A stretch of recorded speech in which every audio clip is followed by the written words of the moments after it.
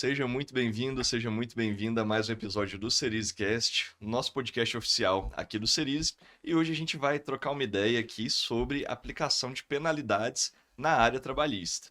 Para isso, a gente está aqui hoje com o nosso host João Doreto. Bom dia, pessoal. Prazer recebê-los aqui de novo no podcast pra gente trocar essa ideia bem bacana. E aqui com os nossos ilustres convidados também, sócios da área trabalhista, Elson Rodrigues e Laísa Souza. Um prazer ter vocês aqui com a gente de novo, pessoal. Prazer novamente estar aqui com vocês, para a gente debater aí mais um tema atual e relevante da Justiça do Trabalho. E espero que novamente a gente contribua um pouco para que o pessoal amplie um pouco o conhecimento sobre esse tema aí. Muito feliz de estar aqui hoje novamente para discutir um tema que os nossos clientes, principalmente, nos questionam quase que diariamente, que é um tema que causa muitas dúvidas, tá? E a gente espera que a gente possa contribuir hoje. Com certeza, é realmente um tema relevantíssimo que, inclusive, nós de outras áreas também acabam, que chega até a gente essas dúvidas, né, gente? A questão de aplicação de penalidades é uma questão que eu acho que atinge, inclusive, indiretamente todos, não tem jeito, né? Não necessariamente só quem mexe com carteira seletista, com questão de carteira de trabalho. Então, para a gente começar a aprofundar aqui no tema, eu já vou abrir aqui para vocês poderem explicar para o nosso ouvinte quais que são as principais penalidades, né, que a gente tem aí no ordenamento brasileiro quando a gente está falando do direito do trabalho. O que a gente tem aí de principais penalidades no direito nacional? Bom, as penalidades trabalhistas, elas são basicamente aí resumidas em três, são três principais. A primeira delas, que é a mais comum, é a advertência, né? A advertência, nós temos tanto a advertência verbal quanto a advertência escrita. E ela geralmente é aplicada para condutas mais leves, né? Condutas mais simples. Temos também a suspensão, né? Que a suspensão já é mais formal, ela é obrigatoriamente escrita, então ela é variável aí de acordo com a gravidade do ato. Ela pode ser de 2, 5, 10, 15, 20 dias ou até mais, dependendo da situação, não ultrapassando 30 dias consecutivos, porque nessas hipóteses inseja necessariamente na rescisão do contrato de trabalho. E também nós temos a justa causa, né, que é a principal delas, a mais grave de todas. Nós temos um rol na CLT, que é no artigo 482, que traz as condutas que ensejam nessa aplicação de justa causa. Mas a aplicação dessas advertências, suspensões, justa causa, elas têm que observar algumas regras, né? Nós temos regras aí que devem ser observadas sob pena de nulidade, né, dessas aplicações para os empregados. Então, basicamente, aí, o Elson vai aprofundar um pouco mais, mas eu já vou citar aí, nós temos a primeira delas, que é a imediatidade, né? A gente tem que aplicar a punição imediatamente àquele empregado. Você não pode simplesmente aplicar uma punição e deixar ele retornar ao trabalho, porque senão vai configurar um perdão tácito, né? Que é o que a gente chama. Adquirido dele ali, né? Exato. Ele tem Poxa, expectativa. você teve uma conduta errada, mas eu deixei você continuar trabalhando sem aplicar aquilo. Então, passou do prazo. Então, é o primeiro ponto. Segundo ponto, a penalidade ela tem que ser aplicada de forma proporcional ao ato, né? Você não pode cometer um ato simples e eu chegar e te aplicar uma justa causa. Perfeito. Eu vejo muito isso acontecer. Às vezes a pessoa comete Sim. várias falhazinhas, o pessoal não Sim. chama atenção, aí quando tem uma, às vezes, de menor proporção, que é aquela gota d'água, já quer mandar embora de uma vez, pode, né? justamente porque não observou a gradação correta, né? Não aplicou as penalidades corretas. E isso o Elson vai aprofundar um pouco mais na frente e faz toda Legal. a diferença, gente. E é o que a gente mais vê. Às vezes, chega na Justiça do Trabalho, pedido de reversão de justa causa, que você fala assim, não, isso aqui era muito fácil de ter resolvido para ser mantido. Então, às vezes, é até injusto essas reversões, sabe? Mas, infelizmente, se você não observa os requisitos legais, aí, de fato, você vai ter problema lá na frente. Tem o terceiro ponto, que é o non bis in idem, né? Que você não pode sofrer duas penalidades, por exemplo, pelo mesmo ato. Não faz sentido. Então, um ato, uma penalidade. E o quarto, que é a questão da não discriminação, né? Que você, por exemplo, tenho 2 empregados que cometeram o mesmo ato faltoso. Eu aplico advertência para um e suspensão para outro. Então, peraí, o que está acontecendo aqui, né? Houve uma discriminação aqui no momento de aplicação. Então, no geral, é isso, em resumo. Perfeito. Show demais. Acho que você já começou a dar uns ensejos assim, e eu queria até já puxar um pouquinho mais até pra gente pegar umas dicas com vocês. Elson, queria que você compartilhasse, assim, da sua experiência, né? Quais que são esses erros mais comuns que a Laís estava comentando que as empresas cometem na hora de aplicar uma penalidade para o colaborador ali, né? E trazendo, assim, esses erros, o que são os pontos que devem ser observados, os requisitos de validade nesse momento ali da aplicação. E eu já vou deixar até uma duvidazinha também a mais minha aqui, que surgiu a hora que ela estava falando, que eu sei que às vezes em alguns casos a gente tem que fazer ali uma investigação interna, né, sobre o fato, buscar quem são os envolvidos. Tem ali um requisito, assim, de validade dessa investigação, de tempo para não configurar esse perdão tácito? Como é que funciona? Tá, perfeito. O que chega sempre pra gente é que os clientes, às vezes, eles querem aplicar uma penalidade e acabam escorregando em algum desses requisitos, tá? Primeira Entendi. coisa que tem que ter em mente, a conduta, seja, assim, independentemente de qual vai ser a penalidade que vai ser aplicada, ela tem que ser uma conduta típica, né? Geralmente enquadrada em alguma das hipóteses do 482, tá? Da CLT. Então, essa é a primeira coisa. Não basta o empregador não gostar de alguma coisa. A conduta do empregado tem que ser uma conduta faltosa. Geralmente, descumpriu alguma regra interna da empresa, praticou alguma conduta imoral, que atinge os valores da empresa, ou que está enquadrada nos demais nas demais alíneas, né, do artigo 482. Enfim, não é qualquer conduta que é punida. Não basta o empregador não gostar, tem que estar tipificada mesmo, tá? A tipificação do 482 é bem genérica mesmo, abrange bastante coisa, mas de toda forma tem que ser possível enquadrar em alguma das alíneas do artigo 482. O segundo escorregão que os clientes mais dão é a questão da imediatidade, tá? A pena, ela tem que ser aplicada tão logo seja possível, tá? Aí você vem a sua dúvida sobre a questão da apuração, tá? Em grandes empresas, principalmente, às vezes não é possível aplicar a penalidade no exato momento em que a conduta aconteceu. E aí, geralmente, demanda uma investigação, a gente chama de sindicância, né? A empresa instaura uma sindicância que ela vai investigar os fatos, até porque não pode aplicar uma penalidade sem ter certeza da autoria e da materialidade, digamos assim, né? Então, a jurisprudência entende, sim, que a instauração de uma sindicância não afasta a imediatidade. É claro que a sindicância tem que ser instaurada o mais rápido possível e ela tem que acontecer num prazo razoável, tá? Ela não pode ficar aberta de forma indeterminada, mas numa empresa grande que é necessário fazer essa apuração, abre a sindicância, a empresa, assim que for possível, vai ouvir as pessoas envolvidas, vai apurar a prova documental e tomar a decisão. Pode levar alguns dias. A legislação não estabelece um prazo para essa sindicância, não existe. Entendi. A questão a gente tem que levar aqui a razoabilidade. Essa sindicância foi instaurada quando? Foi no primeiro momento que foi possível? A duração dessa sindicância foi razoável? A empresa tomou as medidas para ouvir os envolvidos, apurar as provas o mais rápido que for possível? Algumas sindicâncias podem levar 2 dias, outras podem levar 4, 5 dias, a depender do tamanho da empresa ou do fato que aconteceu, né? Porque tem alguns fatos que são mais difíceis de apurar.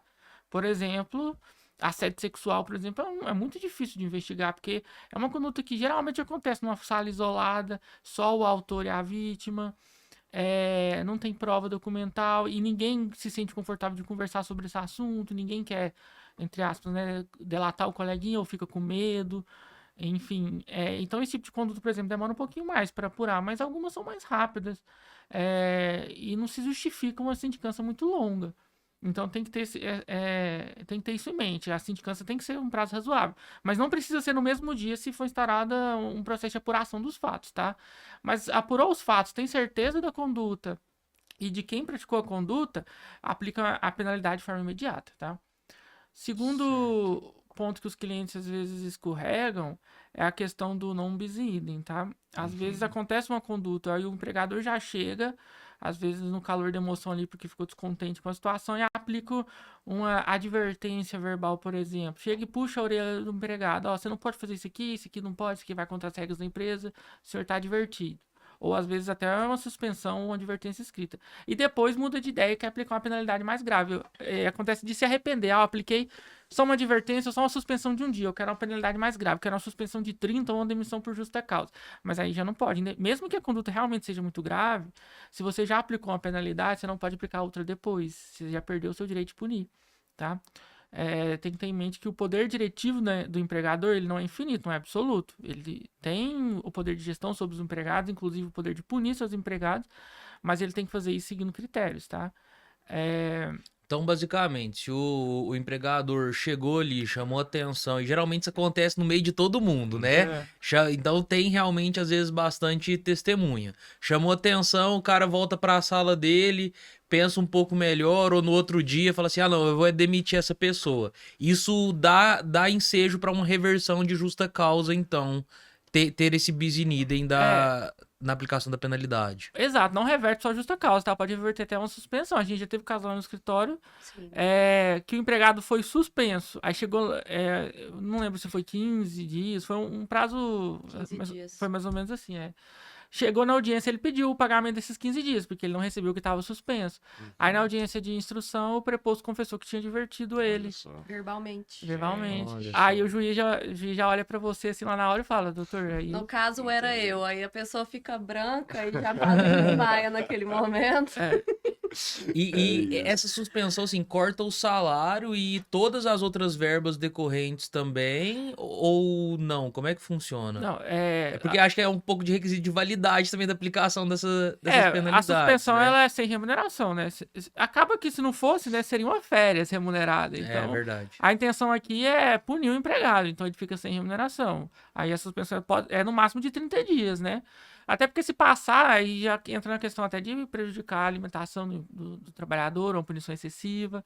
É igual eu falei, tem um limite o poder de punir, né? Uhum. Então, se eventualmente acontecer do empregador aplicar uma suspensão de mais de 30 dias consecutivos, o contrato é considerado rescindido, injustamente, tá? Então tem que tomar esse cuidado também. Mas é sem remuneração, o período de suspensão, tá? Ele fica sem salário mesmo. Mas na hora que vai legal. receber, vem aquele período descontado lá. Entendi. E uma coisa também, eu não sei se isso já entra numa questão de gradação das penas que a gente vai falar daqui a pouquinho, mas eu sei que, por exemplo, quando a gente vai falar de afastamento de funcionários, se dependendo de um lapso temporal, a quantidade de afastamentos que você tiver, somarem ali o período, se não me engano, de superior a 30 dias, afasta pelo INSS, certo? Tem uma questão relacionada a mais ou menos isso quando a gente tá falando dessas suspensões também. Porque com 30 dias a Laísa falou que já daria demissão por justa causa. Então, se eu tenho esse mês um afastamento ali, uma suspensão de uma semana, daqui um mês mais uma semana, e vou contando essas suspensões, isso vai gerar uma justa causa automática depois de um tempo ou não necessariamente? Não, na verdade, vou só corrigindo uma informação aqui. Essa rescisão que eu citei, quando a suspensão ela ultrapassa os 30 dias, ela não é por justa causa. Ela é sem justa causa. Sem justa causa. Exatamente. Entendi. Tá? Importante. Só essa correção aí. E segundo ponto, a gente não tem na CLT uma previsão taxativa de quantidade, por exemplo, de faltas, igual você está dando um exemplo de afastamento. Uhum. Ele faltou 5 dias aqui, faltou mais X dias ali. Não. A gente tem que analisar o caso como um todo. A gente pode ter um funcionário aí, vamos colocar um exemplo. Trabalhou 10 anos na empresa. Então, ele teve algumas faltas no último ano. A gente precisa de avaliar como que foi feito. Quantas faltas foram? Quantas advertências que foram aplicadas? Qual foi a recorrência disso? Foram alternadas? Foram consecutivos? Então, assim, a questão da justiça do trabalho é essa. Ela é muito subjetiva. A análise é literalmente de caso a caso. A gente não tem uma temática certa para poder aplicar. É até mesmo por isso que é tão... a gente tem que tomar tanto cuidado, especialmente o Elson, que fica nessa parte de consultoria, porque é muito pontual e, às vezes, ele pode ter uma interpretação que um juiz lá na frente, por exemplo, pode não ter. Então, eu acho que isso é até uma dificuldade que a gente tem no dia a dia de conseguir fazer com que essa aplicação realmente, né, permaneça aí, inclusive se for judicializado. Então, aqui a gente não tem um prazo muito certo, não. Voltando para os requisitos, né, da aplicação das penalidades, a imediatidade não bis in idem é mais fácil de lidar, né? O mais difícil de lidar é a proporcionalidade da pena. Que esse princípio fala, né? Esse requisito. A pena aplicada tem que ser proporcional à falta. E quando a gente vai fazer essa análise, é realmente uma questão muito subjetiva, a gente tem que levar em consideração todo o contexto, tanto da conduta, quanto do que ensejou essa conduta e do histórico profissional desse empregado. Então, ele pratica determinada falta, Aí você tem que ver, ela é grave o suficiente para romper o contrato de trabalho, para quebrar a confiança entre o empregador e o empregado de imediato, ou se ela não é grave, ou às vezes é até um pouquinho grave, mas qual que é o histórico desse empregado? Ele tem quantos anos de empresa? Ele tem um histórico de comportamento ruim? Agora a Laísa mencionou, às vezes ele tá faltando injustificadamente na última semana, mas ele tá 10 anos na empresa e nunca faltou de forma injustificada, tá? Aí não faz sentido você aplicar uma justa causa ou até uma suspensão de muitos dias para um empregado que tem um histórico tão bom. Às vezes ele está passando alguma situação específica ali. É claro que isso não abona a falta injustificada, mas tem que levar assim, em consideração todo esse contexto. O porquê que está acontecendo, qual o histórico desse empregado. E realmente é uma análise subjetiva. O que a gente faz para mitigar os riscos, às vezes, é estudar na jurisprudência, julgamento de situações similares. A gente tenta focar as pesquisas no tribunal da região daquela empresa. Por exemplo, se é uma empresa aqui de Uberlândia ou de Minas Gerais, a gente foca as buscas nos processos de Uberlândia, no Tribunal de Minas Gerais, no TRT de Minas, para ver porque a probabilidade do julgamento ser igual é maior, né? E às vezes tribunais com opiniões divergentes. Às vezes uma conduta que no TRT que ele entende que é justa causa, no TRT lá de outro estado, os desembargadores de lá entendem que é grave o suficiente. Então, esse é um perigo que tem na hora de analisar essa questão da proporcionalidade, tá? Então a gente sempre tem que ter muito cuidado. O que eu faço para mitigar os riscos lá na consultoria é realmente jurisprudência, é tentar achar situações parecidas. Às vezes a gente encontra um pouco de dificuldade, são situações bem específicas Que já não e tem é muito tanto precedente difícil. assim, né, pra gente avaliar. Aí eu tento pegar casos de situações próximas, não idênticas, mas próximas. O tribunal tá entendendo que isso aqui é grave. Se isso aqui é grave, isso aqui é pior, vai caber justa causa. Eu faço essa análise. E às vezes fazer até uma análise econômica, eu imagino, né? Se vale a pena o risco de aplicar a justa causa frente ao valor que ele vai gastar para fazer uma demissão sem a justa causa também, eu imagino. E às vezes outra penalidade, às vezes suspensão, entendeu? Às vezes é grave a conduta, mas eu não quero correr o risco de uma reversão. Aplico uma suspensão. Às vezes uma suspensão maior, de 15, 20 ou 30 dias. É claro que depende da análise do caso concreto, mas a proporcionalidade da pena é o requisito mais difícil que geralmente resulta em mais reversões de justa causa lá na Justiça do Trabalho.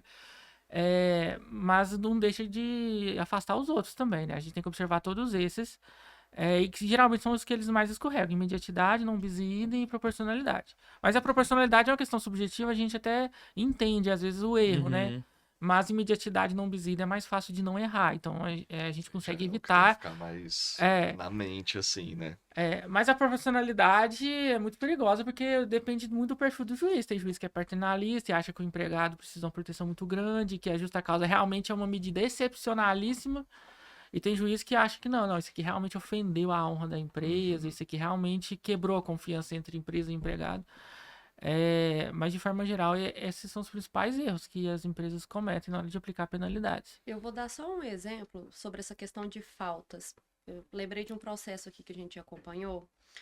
Inclusive, nesse processo tinha um pedido de reconhecimento de doença ocupacional, que o empregado alegava que ele estava com depressão.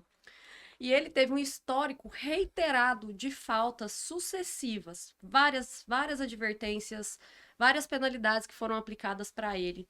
E aplicaram, por fim, a justa causa. Chegou no processo, reconheceu que ele estava com depressão. O que o juiz falou? Peraí, ele estava com depressão aqui nesse período, então era por isso que também estava aqui contribuindo para essas faltas no emprego. Reverteu a justa causa. Olha só. Então, entendeu? Isso é tão subjetivo, porque assim, a empresa tá seguindo o protocolo, tá tudo certo, tudo ok. Só que veio essa situação Tem um contexto por trás, um né? contexto por trás que alterou todo o cenário e afastou uma justa causa que, a princípio, era proporcional, era devido. Gente. Então, assim, a trabalhista, gente, ela é uma caixinha de surpresa. Não tem como. Eu acho que de todas as áreas do direito, a trabalhista ela é a que mais surpreende. Não tem como. O Elson tava só fazendo um adendo aqui, eu não quis interromper. Ele estava falando dessa parte de sindicância, né? Claro que para aplicação de uma possível justa causa, né? Que, claro, a gente fazer uma sindicância para avaliar uma conduta, quando você chega a fazer uma sindicância, com certeza o ato é um ato bem mais grave, né? A princípio, claro, tem que ser aí iniciar uma investigação de imediato, certo? Ocorreu o ato, vamos aí investigar imediatamente. Mas tem situações que o empregador, ele não toma conhecimento do ato quando ocorreu. Uhum. A gente já teve um caso, por exemplo, aqui, gente, exemplo de justa causa e dessas questões, tem vários para passar aqui para vocês. E vocês vão ver que são situações totalmente diferentes uma das outras. Teve uma situação de um cliente nosso que chegou ao conhecimento que um funcionário estava fazendo serviços por fora, concorrendo com a empresa. É uma empresa que faz manutenções, era um mecânico nesse caso, e ela tomou conhecimento muito tempo depois dessa situação, e alguns meses, inclusive. Uhum. E esse rapaz, ele entrou com a ação pedindo a reversão, e a gente, assim, teve que fazer toda como que eu falo assim, uma defesa bem fundamentada, juntada a sindicância que foi feita, que foi fundamental para demonstrar que, de fato, a empresa ela não tinha ciência daquele fato quando ocorreu. Uhum. Então, assim, essa parte da imediatidade, ela é até relativa, porque, na prática, ela só inicia quando o empregador ele toma ciência daquele ato. Então, isso é importante Legal. também. Isso é bem Perfeito. importante. Essa é até outra coisa que eu sempre recomendo aos clientes. Às vezes realmente acontece de tomar ciência do fato somente depois que esse fato já aconteceu. Aí eu falo, sempre arquiva evidência de que você tomou conhecimento só agora. Sim. Aí às vezes é um fato gravíssimo. Passou, sei lá, uma semana, um mês e que tomou conhecimento. Inclusive aconteceu um caso recente comigo, é o seguinte, há um mês atrás o empregado estava fora do horário de trabalho, né? Mas ele usava o carro da empresa. A empresa deixava... Uhum. E o carro da empresa tinha um logo da empresa, tudo. E esse empregado usou o carro da empresa embriagado, completamente só. embriagado. Ele foi parado numa blitz, foi multado, a multa foi pro carro da empresa, né? Uhum. Enfim, mas a empresa não ficou sabendo na hora. Aí um mês depois, quando a multa Só continuou a chegou, atuação. aí a empresa, peraí, por que que eu tô tomando uma multa de direção alcoolizada, né? Uhum. Aí ele tomou ciência. É um fato gravíssimo, eu pelo menos eu entendo. Com o carro da certeza. empresa, por mais que não esteja durante o horário de trabalho, né?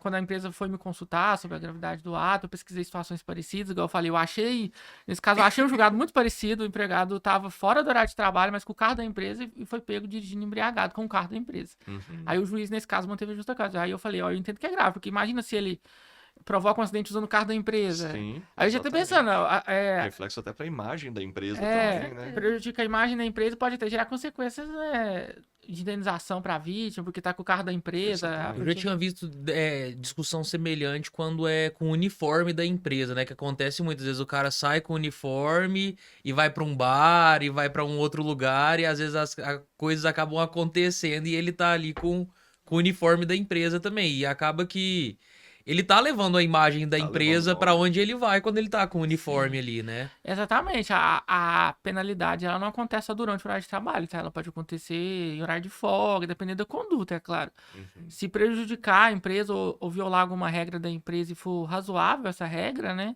É possível sim punir o empregado. E nesse caso, por exemplo, tava com o carro da empresa, que tinha o logo da empresa, ele foi dirigir alcoolizado, além de prejudicar a imagem, ele pode trazer outras consequências para a empresa, inclusive. Porque Inclusive, se ele discussões atropelar alguém. criminais ali também, né? Dependendo da É. conduta, do jeito que for levado, isso daí, o tanto que implica, a gente pensa na implicação da imagem da empresa mesmo, né? No porquê que isso pode configurar uma questão gravíssima. Para além desse reflexo que a gente está comentando, imagina toda a cadeia de atos, né? Você para numa blitz ali, aí pessoas já vão ver o carro da empresa já vai estar associando, aí já vê que tem uma relação ali com o policial envolvendo, que está se arrastando um pouco mais do que os outros veículos que estão parados ali. Aí depois ainda sai uma notícia, acontece uma reportagem ali, aí depois pode vir um processo judicial com uma vítima, e tem toda a reportagem também vinculando a imagem da empresa. Isso acontece. A gente tem casos de outros clientes similares, né, que a gente tem que lidar com gestão de risco midiático também, em que ocorrem, por exemplo, situações similares e aparece na reportagem a fachada de um cliente. Então toda essa repercussão ajuda a gente a entender essa gravidade, né, que por mais que seja um pouco subjetivo, a gente consegue ver que a proporção que ele pode tomar ajuda a gente a tomar uma decisão da penalidade que vai aplicar. Exatamente. Aí nesse caso em específico que eu tava mencionando, a empresa tomou ciência só um mês depois, né? Aí eu já entendi que a justa causa era proporcional ao ato. Aí resta aquela questão. Não tinha outra penalidade, então também não tinha o bis in idem. Uhum. Aí entrou na imediatidade, aí entra aquela dúvida. O fato ocorreu um mês atrás. agora que está começando a adotar essa providência, qual que é o risco de reversão? Aí você vai analisar. E eu sempre falo para a empresa, você tem como demonstrar que tomou ciência disso apenas hoje? Aí a empresa falou, ó, a multa caiu aqui no sistema, e mostra que a multa chegou no sistema só hoje, Uhum. esse fato não foi comunicado oficialmente para a empresa. Aí eu falei, não, nesse caso eu acho seguro dar justa causa, porque se ele entrar pedindo a reversão da justa causa e alegar a ausência de imediatidade, a gente consegue demonstrar que a empresa só tomou ciência naquele dia. Eu imagino que seja aberto um contraditório para ele, talvez apresentar uma contraprova, né? Talvez apresentar um e-mail que ele tenha enviado para a empresa É, comunicando antes. lá na Justiça do Trabalho, ele tem direito de fazer contraprova sim, tá? Na sindicância, a gente sempre recomenda, quando há sindicância, né? Nesse caso não houve, porque não tinha dúvida, ele praticou a Uhum. conduta. Mas quando há sindicância, na esfera extrajudicial, né, falando, a gente sempre recomenda, a gente abre uma ata, aí vai ouvir as partes, aí a gente vai ouvir, é claro, que o empregado e possíveis testemunhas, e o empregado, ele vai dar a versão dele dos fatos, a gente redige tudo em ata, assina, colhe as assinaturas para dar validade jurídica, e a gente dá a oportunidade dele apresentar provas em defesa dele, Uhum. tá? Isso é até recomendável, dá mais segurança para justa causa quando há Legal. sindicância, tá? A sindicância é muito interessante de se fazer. Quando é uma conduta muito grave e você quer segurança, a gente sempre recomenda, faça uma sindicância. Porque você descobre muita coisa. Você põe o empregado que praticou a falta aqui na sua frente, depois traz outras possíveis testemunhas, dá a chance de todo mundo apresentar evidências documentais, fica tudo muito bem Muito estruturado. mais seguro do É que mais deixar seguro. uma surpresinha surgir só lá no É, processo. a sindicância, assim, a gente recomenda em situações mais graves e que gera mais incerteza, mas ela pode ser feita em faltas até medianas, leves, a depender da... O problema é que ela é muito burocrática, gasta muito tempo, e não compensa É, o você fazer uma custo sindicância operacional para é uma alto. conduta muito simples, uma falta injustificável, não precisa fazer sindicância. Mas a depender da conduta, é interessante fazer a sindicância. E na esfera judicial, obviamente, o empregado pode fazer contraprova, né? Nessa questão da identidade, por exemplo, que eu mencionei nesse exemplo prático. A gente tem a evidência lá que a empresa só tomou ciência da multa naquele dia. Mas se o empregado junta um e-mail falando que, não, eu comuniquei a empresa no dia que Aí fica aconteceu. complicado. Aí, meu Acabou. amigo, já era. Entendeu? É claro que todo mundo tem o direito ao contraditório e ampla defesa. Então, por mais que a gente tenha prova, se o empregado chega lá e apresenta uma contraprova, aí a justa causa pode ser revertida, ou às vezes outra penalidade, tá? Perfeito. Maravilha.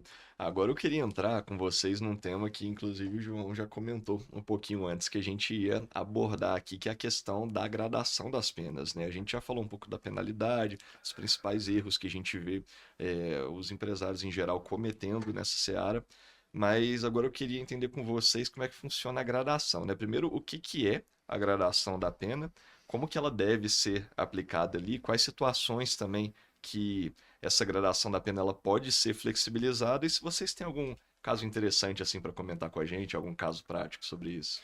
Na verdade, assim, eu acho que entra muito naquilo que a gente falou, que a gradação da pena ela é muito subjetiva, né? Nós temos aí várias condutas que podem ser consideradas aí leves ou de grau médio ou realmente aí graves a ponto de se aplicar uma justa causa.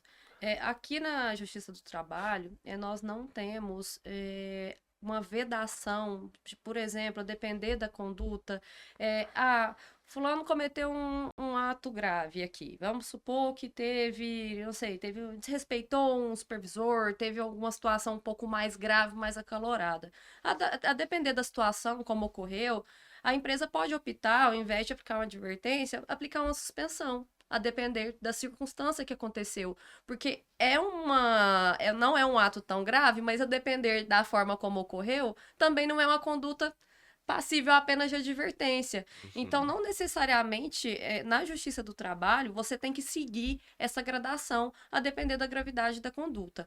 A justa causa, principalmente, dependendo das situações, igual o Elson estava falando, nós temos um rol no artigo 482 que traz algumas circunstâncias que realmente possibilitam a aplicação da justa causa imediata. Nós tivemos 2 casos que eu acho importante destacar, inclusive nos 2 a gente conseguiu manter a justa causa, os 2 foram judicializados. O primeiro deles foi um rapaz, a história é um pouco parecida com o que o Elson contou, só que teve um diferencial. É uma indústria aqui de Berlândia, que o rapaz estava prestando serviços, ele era um mecânico, e ele foi pro almoço com um colega de trabalho, né? Bebeu até voltou para a empresa, o porteiro identificou que ele estava assim com a voz Alterado. alterada, chegou, esbarrou o carro da empresa numa árvore. Gente, Aí o pessoal foi tomar conhecimento que teve essa postura aí diferente, foi puxar a câmera, tinha garrafas de cerveja dentro da empresa, eles Meu saíram no Deus. carro da empresa, mentiram que estava indo para outra unidade, Meu Deus. andaram com o carro, eles estavam cambaleando. O Meu vídeo, Deus do eles céu. cambaleavam. Um chegou a cair, para você Gente, ver o nível do grau de alcoolismo que eles estavam durante o horário de trabalho. durante o horário de trabalho, né? Aquele caso de... Exatamente. Então, esse foi um caso que, a partir do momento que a empresa tomou conhecimento, fez todo o levantamento, justa causa, imediatamente. Esse funcionário, ele devia ter uns 4 anos de empresa. Até então, ele não tinha um histórico ruim. Mas esse tipo de conduta, ele quebra totalmente a fidúcia do contrato de Com trabalho. certeza. Como você vai manter na sua empresa um funcionário que pega o carro da empresa durante o horário de trabalho para fazer o que ele fez? Mente sobre o itinerário ali, né? No caso. O que Exato. me deixa Então, mais doido é o cara ter a cara de pau de entrar com um processo pedindo reversão de justa Exato. causa depois ainda. exato. E é muito engraçado porque nesse processo em específico, a própria testemunha dele, a gente conseguiu que ela falasse de fato que eles haviam bebido. Então a gente Gente. conseguiu. Inclusive, também tem uma confissão do reclamante. Ele não chegou a falar da quantidade que ele ingeriu, mas ele chegou a confessar em partes que eles realmente tinham ingerido uma quantidade de bebida alcoólica, mas isso foi ratificado pelo conjunto das outras provas que a gente produziu. Uhum. Então, nesse caso aí, não foi nem necessário fazer uma sindicância propriamente dita. Eu acho que o Uhum. procedimento foi tão objetivo, porque a gente tinha tanta Questão prova, documental, tanta evidência, testemunhal já... que assim, a gente só supria. chegou em instrução e ratificou tudo que foi juntado. Então, assim, esse é um tipo de caso extremamente grave, que ele não só apenas coloca em risco a vida dele, como a vida de outras pessoas. E, gente, até mesmo internamente, o cara é um mecânico A gente tá que falando trabalha de uma numa indústria. Exato. E toda a questão Entendeu? do cuidado até do EPI que tem que usar para questão de Exato. lesões mínimas ali, imagina Não é na nem só operação. com ele, né? É reflexo em todos os colegas de Exatamente. trabalho e Exato. outras pessoas Operação. envolvidas, Então, né? assim, esse foi um caso típico, que foi uma aplicação imediata de justa causa e que ela foi mantida na Justiça do Trabalho. E aí é o que a gente fala, ok, a avaliação de gradação de pena, ela é subjetiva, mas também tem uns casos que a gente também não tem dúvida, Aham. né? Fulminante. Um segundo caso que foi recente, eu acho que tem menos de um mês, nós temos um cliente que mexe com essa parte de empréstimos, né? Concessão de empréstimos, é um correspondente bancário. E eles descobriram que a empregada deles, ela fez um empréstimo para uma pessoa que foi até a loja, Uhum. mas através de um código de um concorrente, correspondente só. bancário. Porque ela recebeu por fora para fazer essa intermediação. E o cliente achando que estava concedendo empréstimo com a loja. Só que ela deu azar, porque deu problema no empréstimo. E quando ele Não. retornou, ela não estava na loja. Quem atendeu foi o gerente. E aí o gerente fez viu que- todo um trabalho para descobrir que realmente houve essa fraude, né, desse sistema. Ela fez essa intermediação beneficiando uma outra empresa, né, com o cliente da própria empregadora, Olha só. e isso configurou, né, um ato de improbidade, que é o que a gente fala, e ela foi demitida por justa causa também. E a audiência foi recente, inclusive, justa causa também mantida. Tínhamos aí evidências, né, documentais, testemunhais. Tínhamos uma gravação, inclusive, de conversa dela confessando a situação. E nesse caso também houve aí a manutenção da justa causa. Então, assim, são casos e casos. Mas eu acho que tem condutas que a gente não tem dúvida, né? Porque uma pessoa que trabalha fazendo aí, concedendo empréstimos, você toma conhecimento de uma situação dessa, como que você mantém uma pessoa dessa na sua Não tem empresa? como. Não desvio tem interno de clientela, como. fora questões de proteção de dados também internos daqueles Exato. clientes, né? Porque eles Então, têm acesso. Então, assim, não exatamente. tem Todo como. CRM, né? Eu imagino, todo o cadastro de clientes. Então, assim, até para um desvio de clientela mais grave, algo nesse Exato. sentido. E assim, o valor poderia até não ser tão alto, mas só a repercussão que isso causa, o que isso podia gerar se ela fazer isso com outros clientes. Exatamente. Então, A assim, própria conduta, quebra de confiança, né? totalmente. Entre o Totalmente. empregador e o empregado. Mas assim, um ponto que talvez vocês dois falaram muito aqui pra gente hoje, que talvez, pelo menos tá saindo uma das principais lições que eu tô aprendendo aqui, gere evidências, né? Sim. Porque os casos são muito fáticos e às vezes você, no calor da emoção, às vezes, igual a gente falou, né? Faz só uma advertência verbal ou quer tratar tudo de forma mais rápida e fala assim, não, ó, tá demitido, vai embora pra sua casa, não volta aqui mais amanhã. E esses casos, às vezes ele tem até o direito realmente de fazer a justa causa, mas se ele não tiver as evidências pra suportar tudo isso, fica um pouco complicado. E de outro lado, a gente tem já várias tecnologias à disposição dos empregadores para ajudar, né, nessa criação, não na criação, mas no armazenamento e na produção de provas, né, nessa produção de evidências que a gente comenta muito sobre a necessidade. E aí eu queria que vocês falassem um pouquinho como que vocês têm visto no ambiente aí da relação de trabalho, né, a aplicação dessas tecnologias.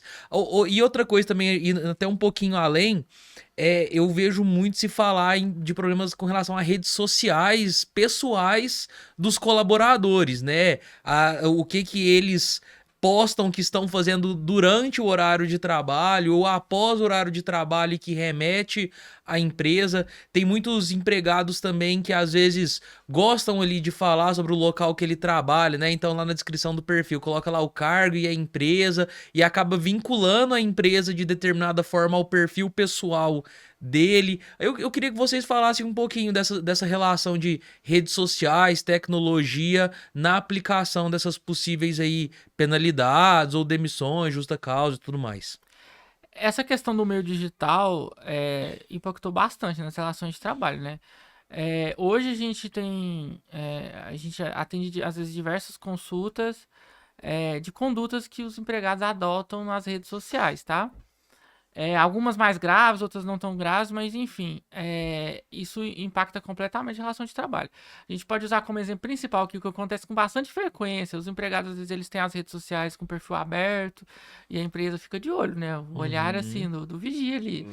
Aí o empregado apresenta um atestado, nossa, tô muito doente, não vou conseguir trabalhar. Aí lá no stories do Instagram dele tá na balada, dançando que nem doido.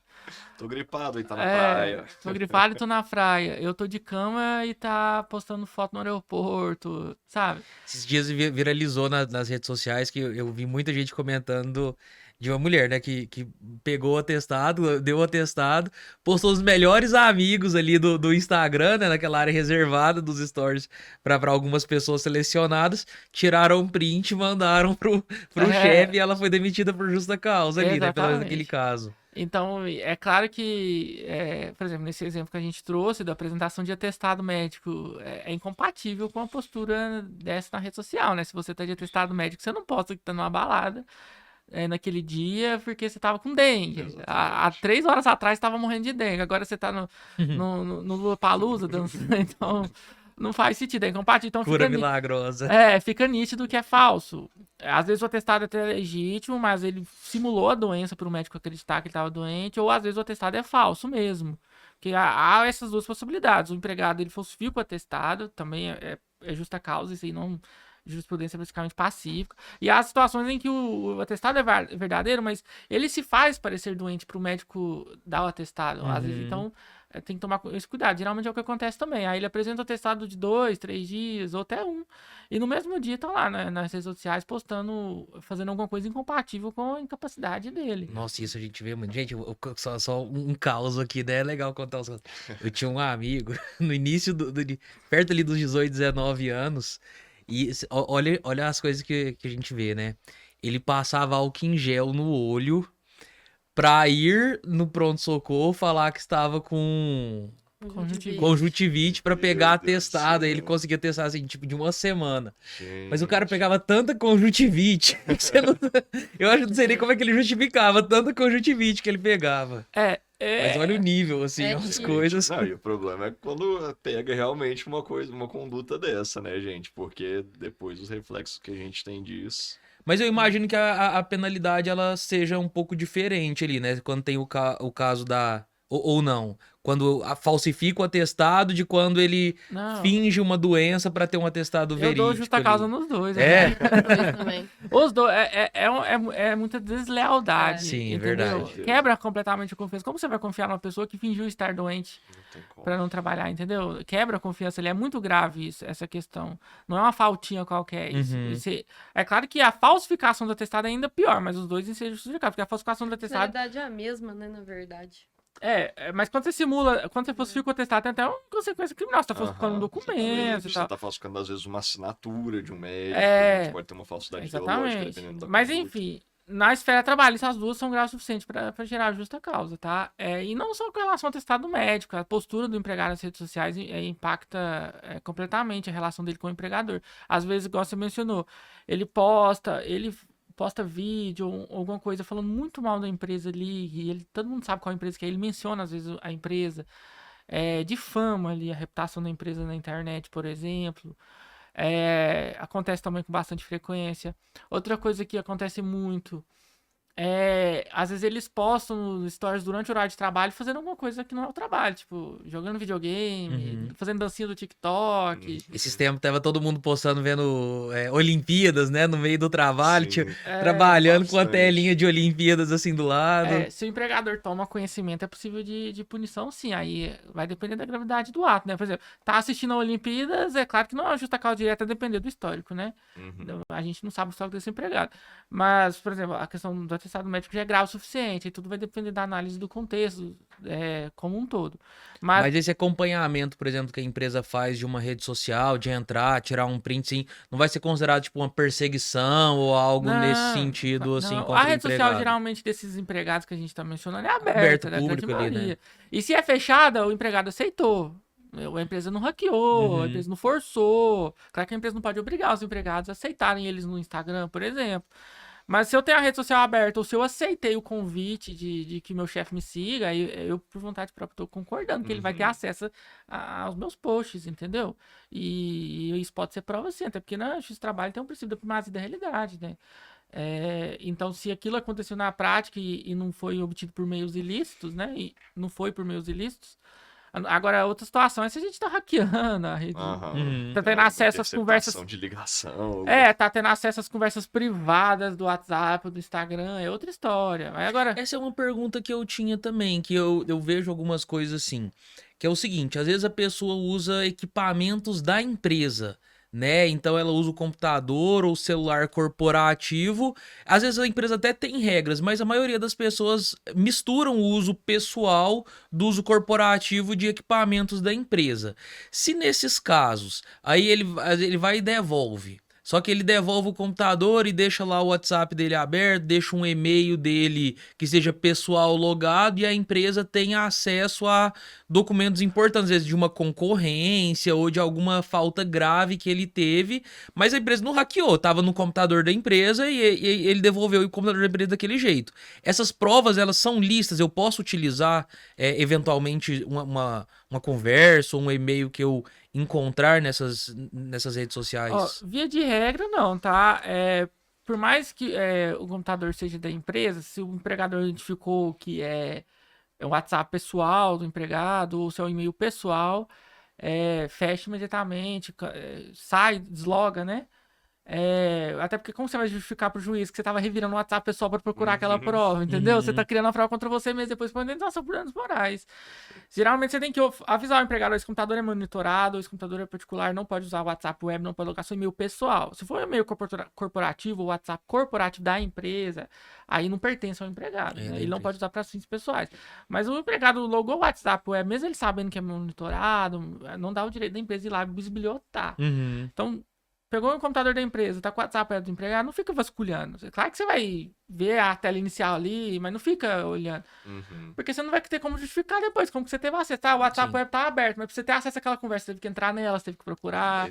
Mas assim, existem outros meios também, né? Existem aí essas tecnologias de monitoramento, por exemplo, que tira print da tela do computador do empregado a cada tantos segundos. Tem, que a gente já vê, né? Eu vejo de gente que faz monitoramento de teclado, então tudo que é digitado no teclado lado a empresa sabe o que tá acontecendo. A empresa tem que conseguir demonstrar que ela não bisbilhotou. Aham. Não Entendeu? invadiu Se a for- privacidade se for ali e tudo claramente, mais. A se política- isso for documentado que era alinhado com o empregado já, imagino que... A política tem que ser muito clara de que o computador é monitorado desde o início do contrato, desde antes do empregado, avisar que, deixar como regra da empresa que é proibido logar WhatsApp web pessoal, o e-mail pessoal no computador da empresa ou no Agora, celular se for feito corporativo. por uma forma debaixo dos panos, aí eu acho que É, dá muita é, discussão, O que né, não pelo pode é trabalho. ter deslealdade. O empregador não avisou que tem um software de monitoramento no computador ou no celular, entendeu?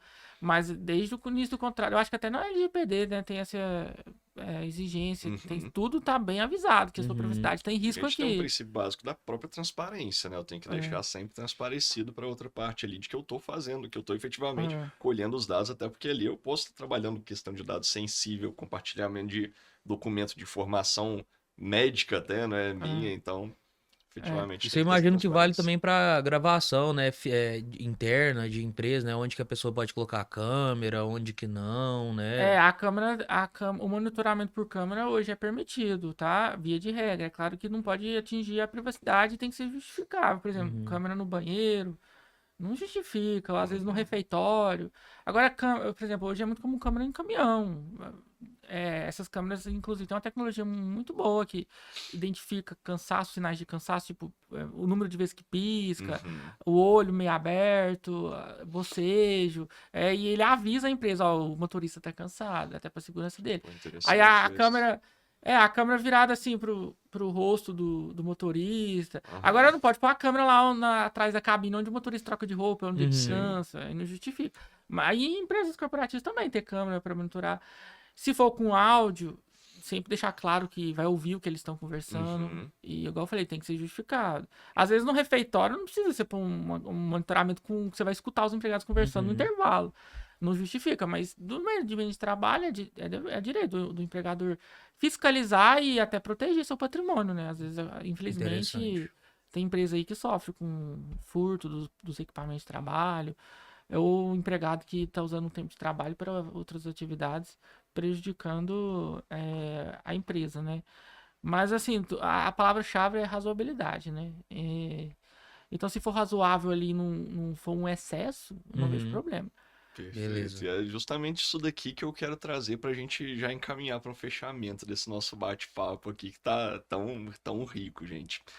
A recomendação de vocês, geral, já tivemos essa palavra-chave da proporcionalidade que a gente tem que ter, né? Uma razoabilidade, mas então que recomendação geral que vocês deixam aqui para a gente ter efetivamente essa boa gestão de penalidades? Se vocês também quiserem destacar mais algum ponto final, Assim, fica à vontade. o que eu sempre oriento meus clientes, assim, a grande maioria das faltas não é grave o suficiente para ensejar justa causa. Só que elas acabam se repetindo.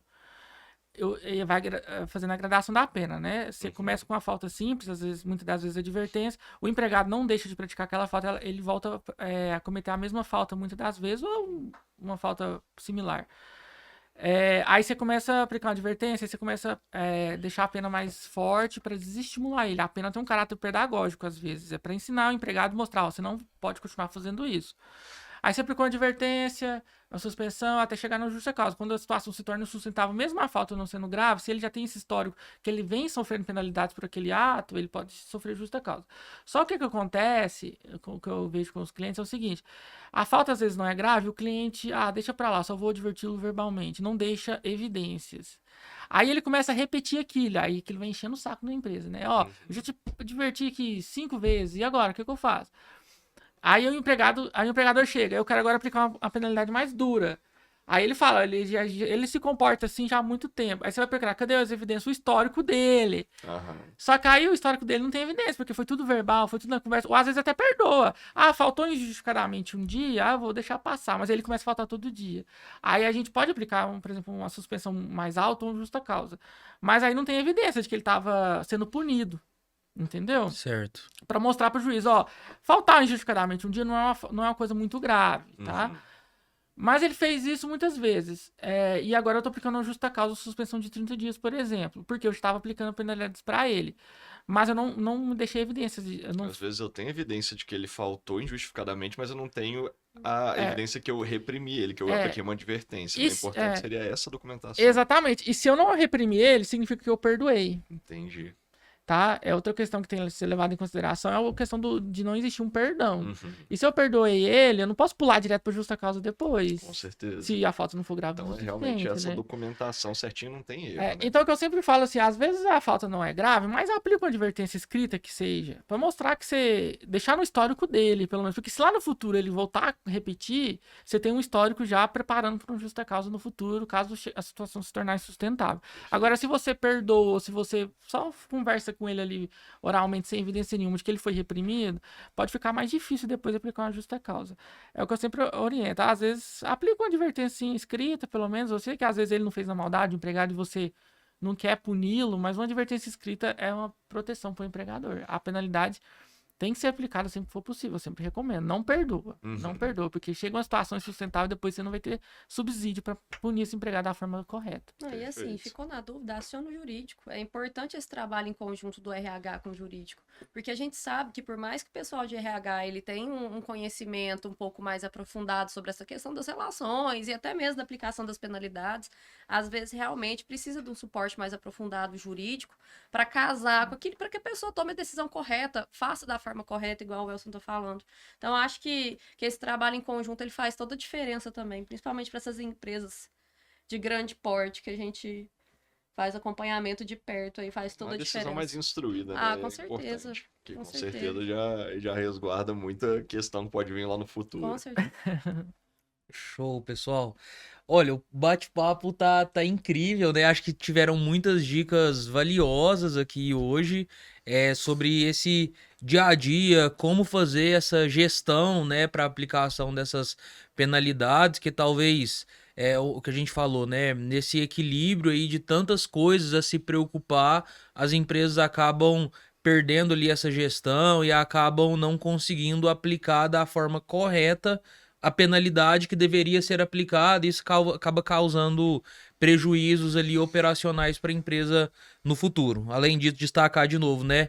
Gerar evidências, que acho que foi reforçado várias vezes aqui durante a nossa conversa, mas eu queria que vocês deixassem uma dicasinha a mais para os nossos ouvintes hoje. Aquela dica nossa de final dos nossos episódios, né? Pode ser um filme, um podcast, um livro que vocês acham interessante aí para os nossos ouvintes.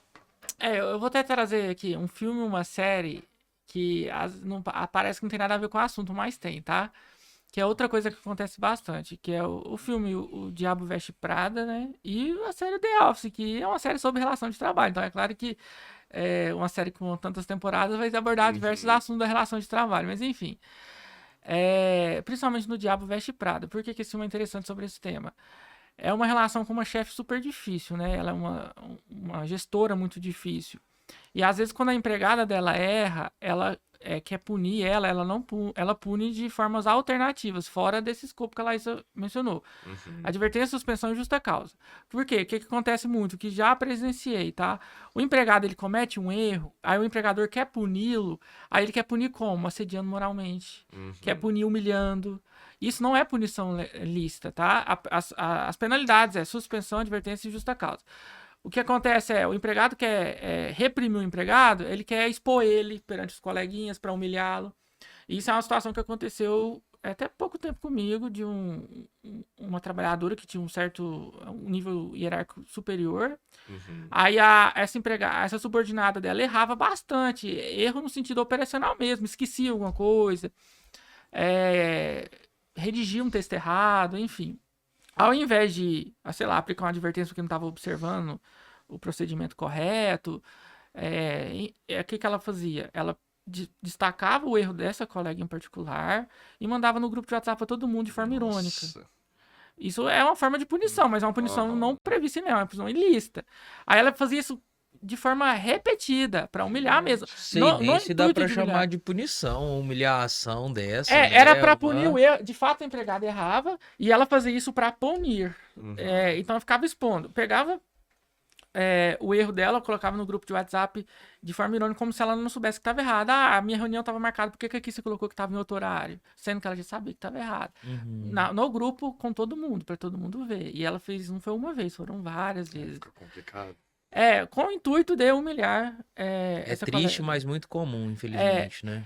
E o Diabo Veste Prada é uma relação assim, a protagonista erra, a gestora dela tenta punir humilhando, falando mal dela, baixando a autoestima dela. Uhum. E o que acontece? Além de ser uma punição não prevista em lei, ou seja, não é uma punição que tem validade jurídica, pode configurar um assédio moral, tá?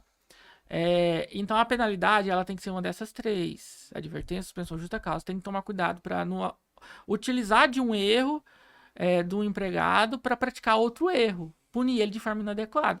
Porque se o empregado erra e você tem o direito de puni-lo, mas você usa isso para perseguir ele, para reduzir a autoestima, chamar ele de incompetente, xingar ele de tudo que é nome, ou expor ele em situações humilhantes perante os colegas para mostrar que ele é inferior, que o trabalho dele é menos digno, pior, enfim, com o intuito de humilhar, de constranger ele como punição, além dessa penalidade não ter validade jurídica, pode configurar um assédio moral se for de forma reiterada, tá? Com o intuito de reduzir a autoestima do empregado ou de fazer ele se sentir humilhado, tá? Além de consequências na saúde desse empregado, tá? A gente tem que lembrar que a gente tá na era aí da saúde mental, né? Uhum.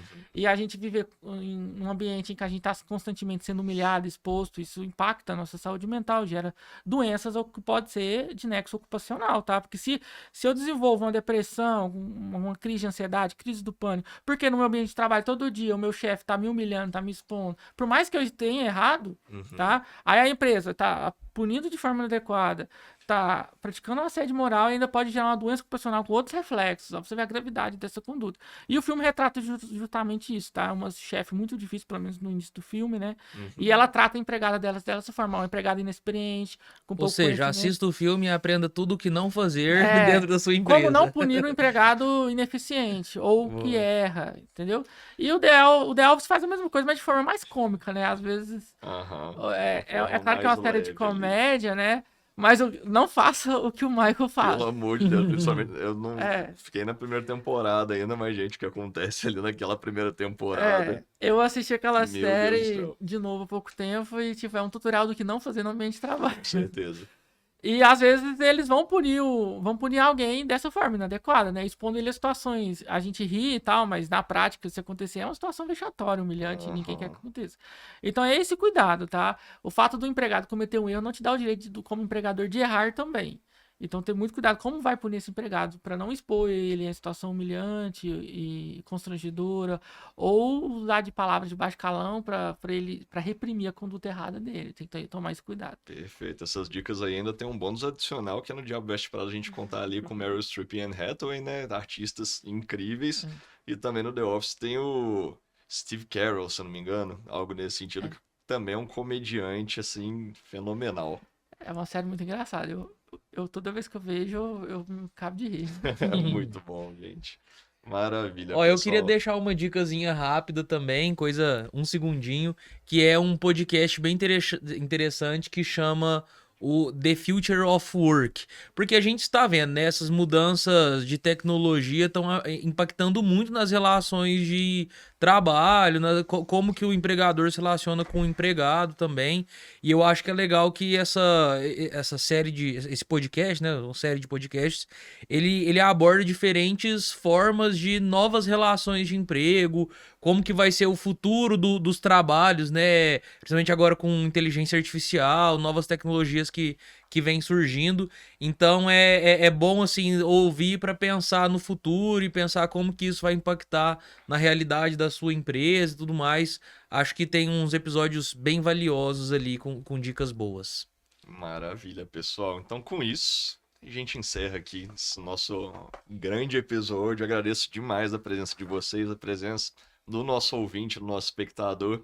E aqui realmente é só um sentimento de gratidão por toda a questão prática, não só teórica, mas prática, que vocês trazem aqui para abordar com a gente, pessoal. Cada que é o que conversa torna- é uma aula, né? Cada conversa Muito é uma aula, obrigado. que torna esse podcast realmente especial. Então, todos vocês aí, obrigado, gente. A gente agradece o convite e espera que a gente tenha contribuído aí mais uma vez para para tirar as dúvidas até do cotidiano, né? Porque eu acho que a trabalhista acaba que todo mundo vivencia um pouco na prática, então eu acho que é interessante, assim, essas discussões. Eu acho que para quem está de fora, principalmente para quem é leigo, acaba que tem uma visão mais clara sobre o dia a dia ali das relações de trabalho. Eu acho interessante, mas eu agradeço demais o convite.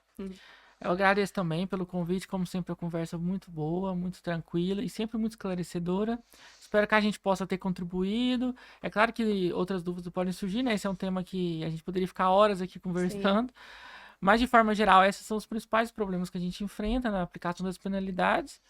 E se no que a gente puder ajudar, a gente está à disposição. Maravilha, Obrigado. pessoal.